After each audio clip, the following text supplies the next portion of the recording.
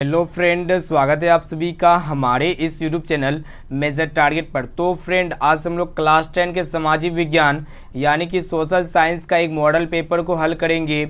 और ये model paper में काफ़ी महत्वपूर्ण 48 मोस्ट इम्पोर्टेंट ऑब्जर्व क्वेश्चन है जो आपके बोर्ड परीक्षा में जो है ना यही 48% में से हूबहू देखने को मिलेगा। तो दोस्तों, अगर आप भी इस बार मैट्रिक और परीक्षा देने वाले हैं, अगर आपका टारगेट है 480 प्लस मार्क्स लाना, तो इस वीडियो को संपूर्ण शुरू से लेकर आखिरी तक जरूर देखिएगा, वीडियो को पूरा जरूर देखिएगा। और दोस्तों, ये सभी प्रश्न जो है ना आपका एनसीईआरटी के न्यू पैटर्न पर आधारित है। तो फ्रेंड, फटाफट से वीडियो को लाइक कर दीजिएगा।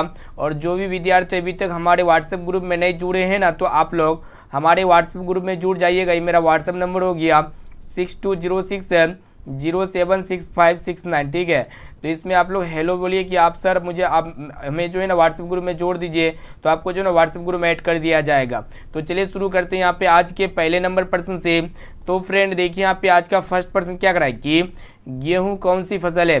तो यहाँ पे ऑप्शन ए में आपका दिया हुआ रबी या फिर खरीफ या फिर जायद, और ऑप्शन डी में आपका दिया हुआ नगदी। तो दोस्तों, ये गेहूं जो है ना रबी फसल है, यानी कि यहाँ पे जो है ना ए वाला ऑप्शन जो है ना बिल्कुल ही करेक्ट आंसर हो जाएगा। और दोस्तों, चावल कौन सी फसल होती है। तो दोस्तों, चावल जो है ना खरीफ फसल होती है, साथ में इसे भी आप लोग को याद रखना है। अब चलिए फ्रेंड देखते हैं यहाँ पे अगला प्रश्न है। तो फ्रेंड देखिए, यहाँ पे 2 नंबर प्रश्न भी बहुत ही महत्वपूर्ण है कि हिंद चीन पहुंचने वाले प्रथम व्यापारी कौन थे। तो यहाँ पे ऑप्शन ए में आपका दिया ब्रिटानी या फिर फ्रांसीसी या फिर पुर्तगाली, और ऑप्शन डी में आपका दिया डच। तो दोस्तों, हिंद चीन पहुंचने वाले प्रथम व्यापारी जो है ना पुर्तगाली थे, यानी कि यहाँ पे जो है ना सी वाला ऑप्शन जो है ना बिल्कुल ही करेक्ट आंसर हो जाएगा। ये प्रश्न जो है ना बहुत ही महत्वपूर्ण है आपकी ओर परीक्षा के लिए। अब चलिए फ्रेंड देखते हैं यहाँ पे तीसरा प्रश्न को देखिएगा क्या कराए कि भारत का मुख्य खाद्य फसल कौन सी है। तो यहाँ पे ऑप्शन ए में आपका दिया गेहूं, और ऑप्शन बी है चावल या फिर मक्का, और ऑप्शन डी में आपका दिया जौ। तो दोस्तों, भारत का जो मुख्य खाद्य फसल है ना कौन सी है, चावल है, यानी कि यहाँ पे जो है ना बी वाला ऑप्शन जो है ना बिल्कुल ही करेक्ट आंसर हो जाएगा। और दोस्तों, चावल सबसे अधिक मतलब कौन सा राज्य में होता है। तो दोस्तों, चावल का उत्पादन सबसे अधिक जो है ना पश्चिम बंगाल राज्य में होता है। ये प्रश्न परीक्षा में पूछे जाएंगे। अब चलिए फ्रेंड देखते हैं यहाँ पे अगला प्रश्न है। तो फ्रेंड देखिए, यहाँ पे चौथा प्रश्न भी बहुत ही महत्वपूर्ण है। देखिएगा प्रश्न ये है कि अंकोर वाट का मंदिर कहाँ स्थित है। तो यहाँ पे ऑप्शन ए में आपका दिया वियतनाम में या फिर थाईलैंड में, और ऑप्शन सी है लाओस में, और ऑप्शन डी में आपका दिया हुआ काम्बोडिया में। तो दोस्तों, ये अंकोर वाट का मंदिर जो है ना काम्बोडिया में स्थित है, यानी कि यहाँ पे जो है ना डी वाला ऑप्शन जो है ना बिल्कुल ही करेक्ट आंसर हो जाएगा। और दोस्तों, अंकोर वाट का मंदिर का निर्माण किसने करवाया था। तो दोस्तों, सूर्यवर्मन द्वितीय ने करवाया था। ये भी प्रश्न जो है ना आपके बोर्ड परीक्षा में पूछे जाते हैं। चलिए देखते हैं यहाँ पे 5 नंबर प्रश्न को देखिएगा क्या कराए कि किस राज्य में मसाला सबसे अधिक होती है। तो यहाँ पे ऑप्शन ए में आपको केरल में या फिर असम में या फिर कर्नाटक में या फिर पश्चिम बंगाल में। तो दोस्तों देखिएगा, मसाला का उत्पादन सबसे ज़्यादा जो है ना केरल राज्य में होता है, यानी कि यहाँ पे जो है ना ए वाला ऑप्शन जो है ना बिल्कुल ही करेक्ट आंसर हो जाएगा।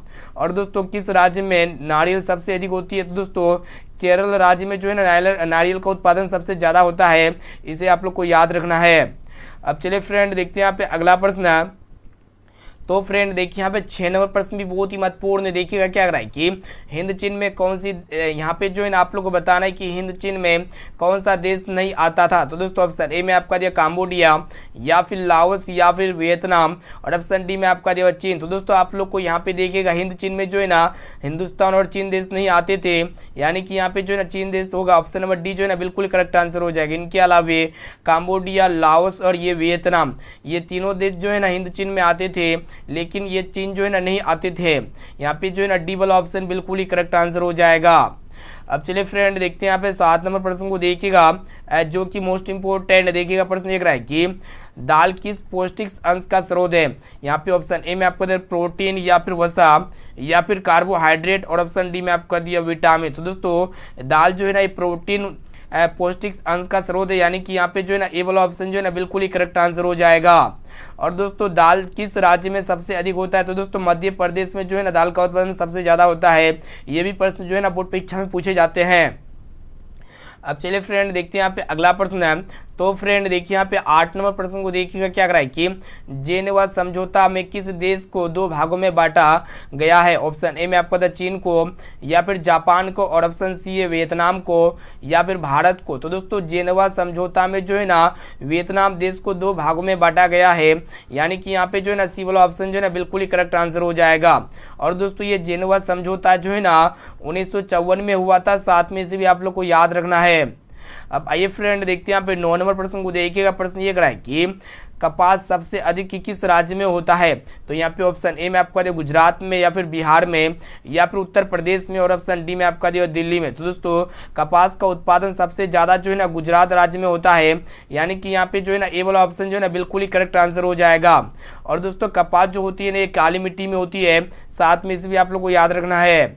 अब चलिए फ्रेंड देखते हैं यहाँ पे 10 नंबर प्रश्न को देखिएगा। प्रश्न ये करा है कि 3 कुटिया प्रणाली किन पर लागू की गई थी। ऑप्शन ए में आपका उद्योगपतियों पर, या फिर व्यापारियों पर, या फिर श्रमिकों पर, और ऑप्शन डी है किसानों पर। तो दोस्तों 3 कुटिया प्रणाली जो है ना ये किसानों पर लागू की गई थी, यानी कि यहाँ पे जो है ना डी वाला ऑप्शन बिल्कुल ही करेक्ट आंसर हो जाएगा।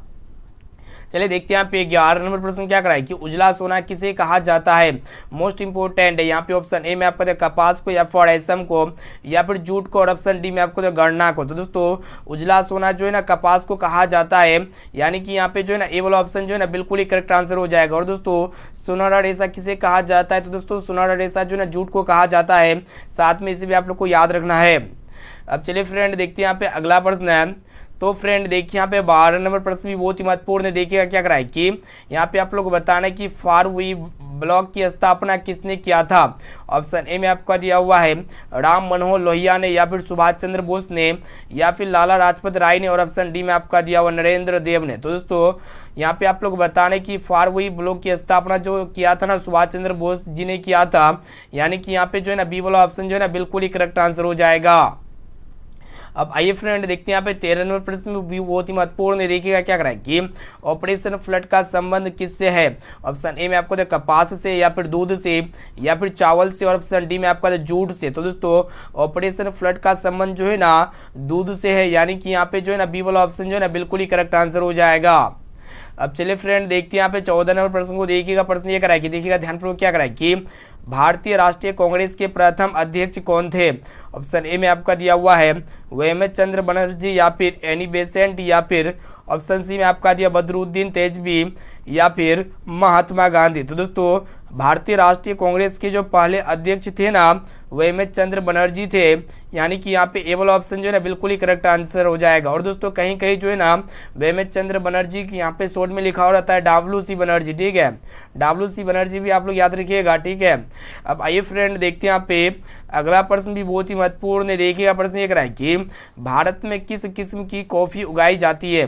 तो यहाँ पे ऑप्शन ए में आपका दिया चीनी, या फिर ब्राज़ीलियन, या फिर अरेबिका, और ऑप्शन डी में आपका दिया हुआ है अमेरिका। तो दोस्तों भारत में जो है ना अरेबिका किस्म की कॉफ़ी उगाई जाती है, यानी कि यहाँ पे सी वाला ऑप्शन जो है ना बिल्कुल ही करेक्ट आंसर हो जाएगा।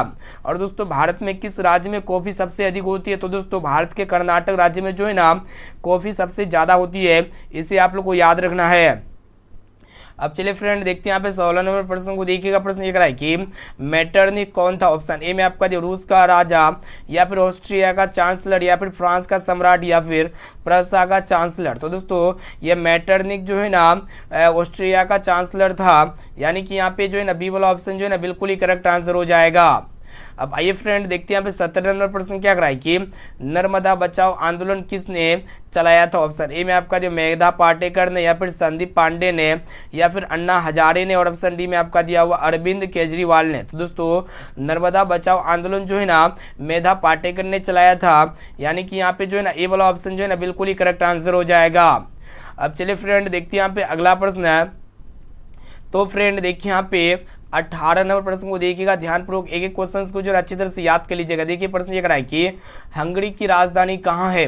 ऑप्शन ए में आपको बुडापेस्ट में, या फिर रोम में, या फिर पेरिस में, और ऑप्शन डी में आपका दिया हुआ मॉस्को में। तो दोस्तों हंगरी की राजधानी जो है ना कहाँ पे स्थित है। तो दोस्तों बुडापेस्ट में है, यानी कि यहाँ पे जो है ना ए वाला ऑप्शन जो है ना बिल्कुल ही करेक्ट आंसर हो जाएगा।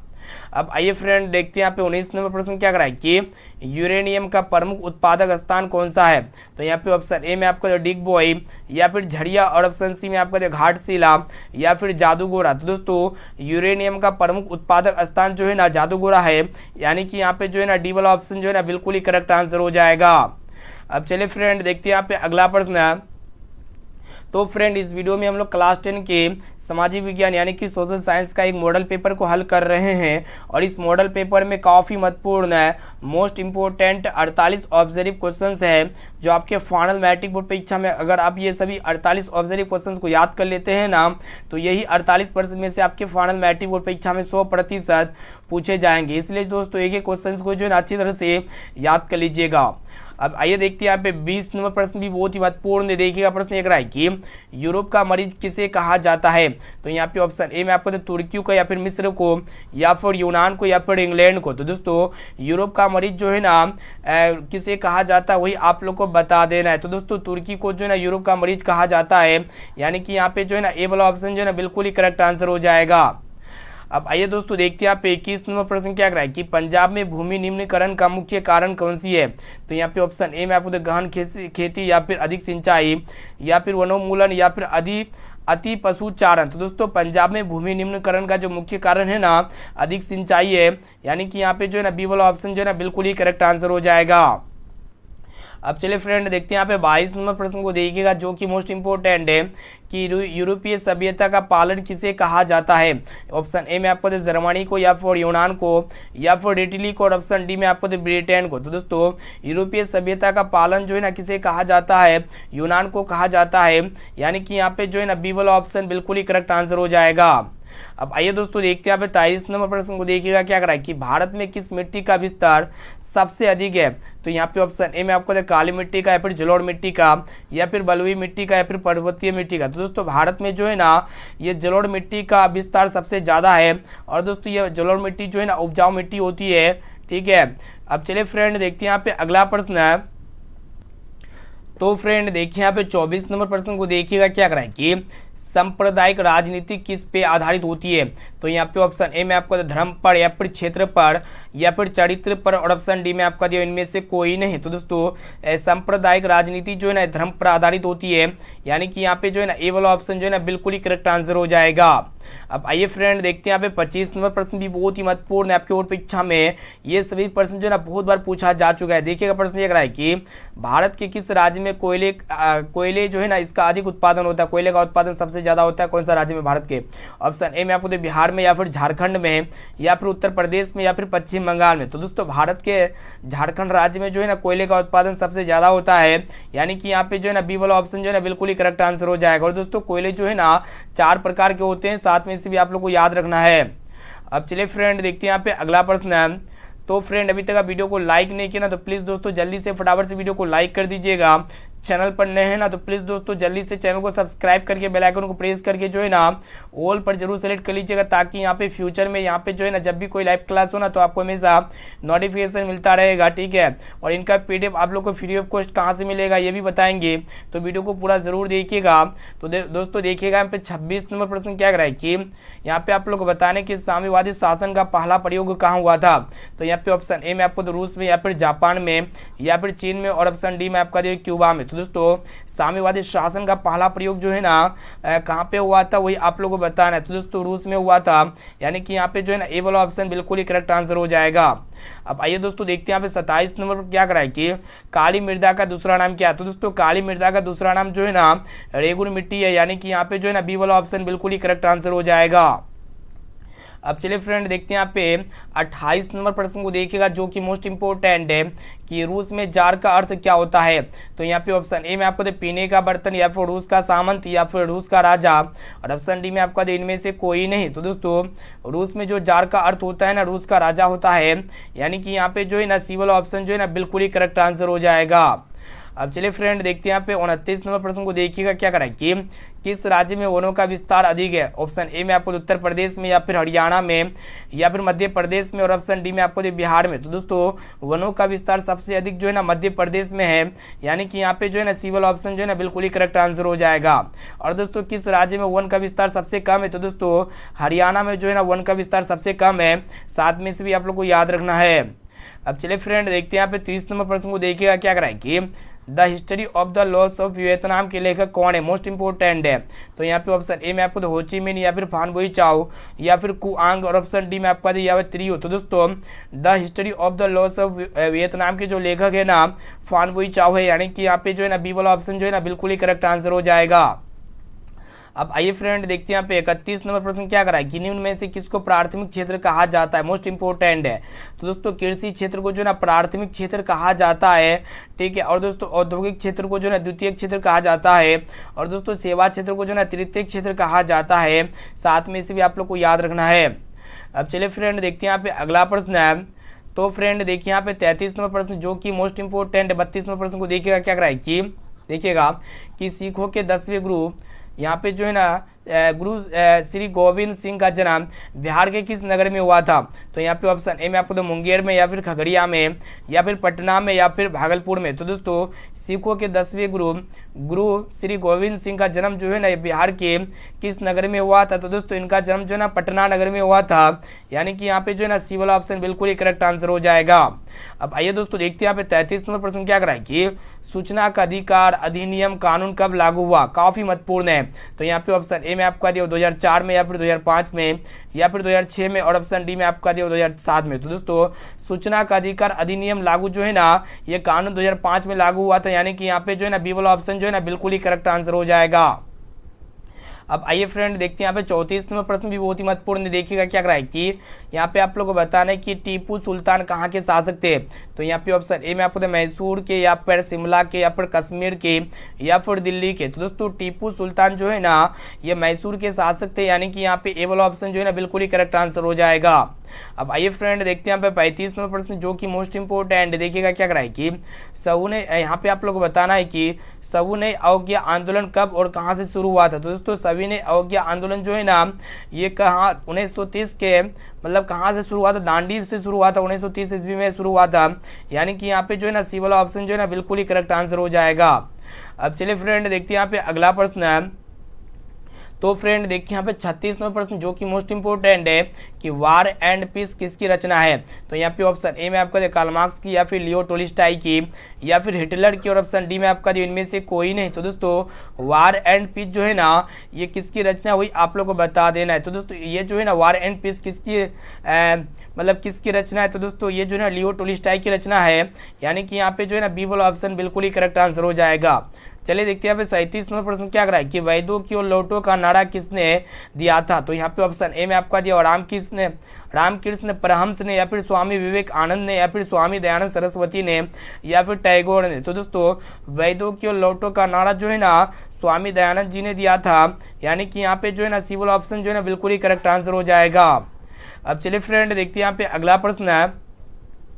तो फ्रेंड देखिए यहाँ पे 38 नंबर प्रश्न भी बहुत ही महत्वपूर्ण है कि संजय गांधी जैविक उद्यान किस नगर में स्थित है। तो यहाँ पे ऑप्शन ए में आपको राजगीर में, या फिर बोधगया में, या फिर पटना में, या फिर बिहार शरीफ में। तो दोस्तों संजय गांधी जैविक उद्यान जो है ना ये किस राज्य यानी कि किस नगर में स्थित है। तो दोस्तों ये पटना नगर में स्थित है, यानी कि यहाँ पे जो है ना सी वाला ऑप्शन बिल्कुल ही करेक्ट आंसर हो जाएगा। चलिए देखते हैं यहाँ पे 39 नंबर प्रश्न क्या करा है कि चावल है। तो दोस्तों ये चावल जो है ना ये खरीफ फसल है, यानी कि यहाँ पे जो है ना ए वाला ऑप्शन बिल्कुल ही करेक्ट आंसर हो जाएगा। और दोस्तों गेहूं जो होते हैं ना ये रबी फसल होते हैं, इसे आप लोग को याद रखना है। अब चलिए फ्रेंड देखते हैं यहाँ पे अगला प्रश्न है।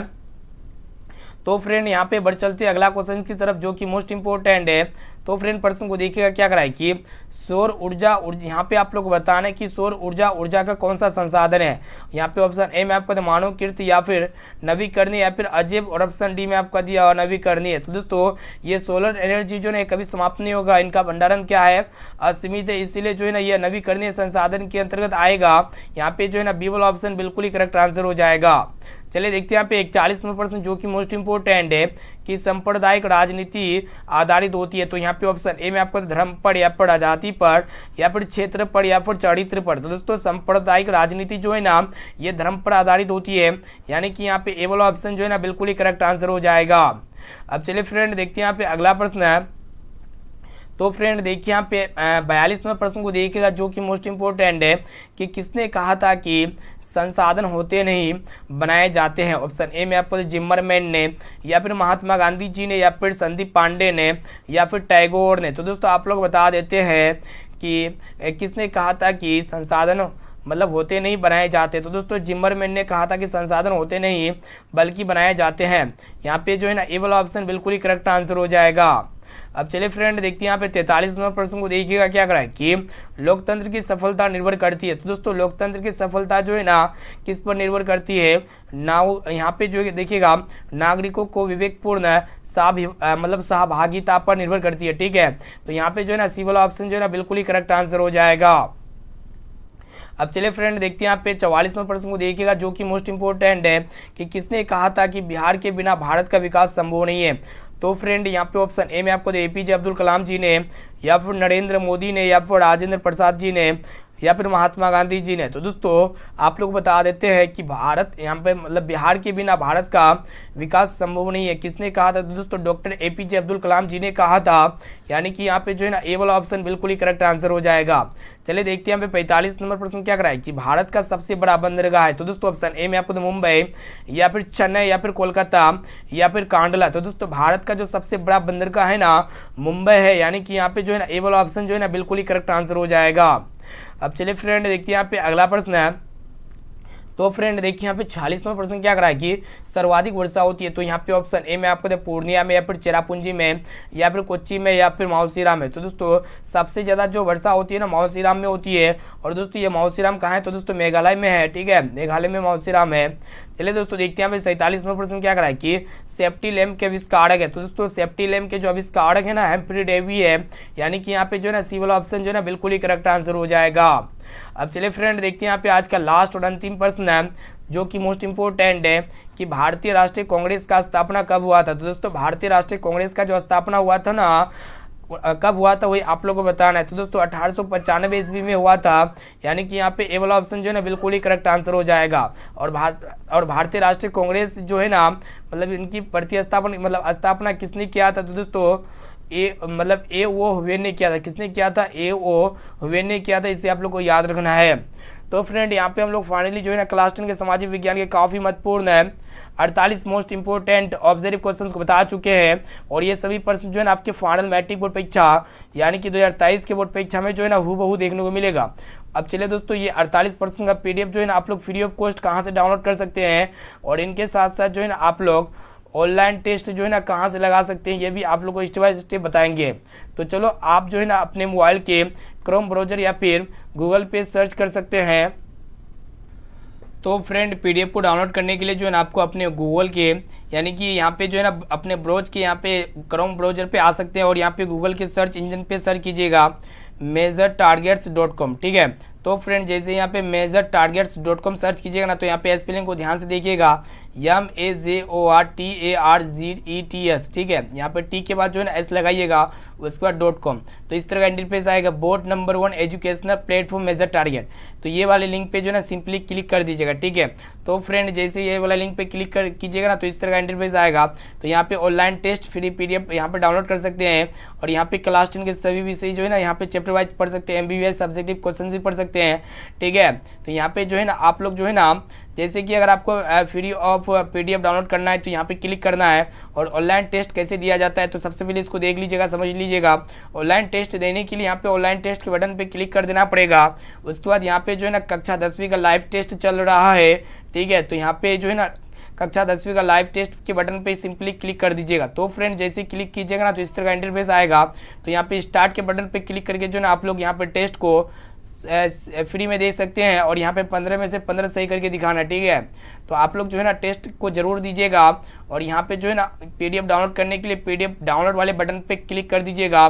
जैसे यहाँ पे क्लिक कीजिएगा ना तो यहाँ पे क्लास 10 के साइंस का पीडीएफ यहाँ पे इंक्लूड है, तो ये वाले लिंक पे क्लिक कर दीजिएगा, ठीक है। उसके बाद यहाँ पे एक रासायनिक अभिक्रिया एवं समीकरण का यहाँ पे जो है ना पीडीएफ दिया गया है, तो इसको आप लोग जल्दी से डाउनलोड कर लीजिएगा। और इनके साथ साथ जो है ना ये यहाँ पे धीरे धीरे यहाँ पे सभी कंटेंट भरा जाएगा, ठीक है। तो आप लोग जो है ना वेबसाइट पे विजिट करते रहिएगा और आप लोग को हम बताते रहेंगे, जो भी यहाँ पे कुछ नया अपडेट देंगे ना तो आपको वीडियो के माध्यम से बताते ही रहेंगे, ठीक है। तो फ्रेंड वीडियो को लाइक कर दीजिएगा, चैनल पर नए हैं ना तो प्लीज़ दोस्तों चैनल को सब्सक्राइब कर लीजिएगा। तो दोस्तों फिर मिलते हैं जल्दी अगले वीडियो पे, आज के लिए इतना ही। Thanks for watching this video.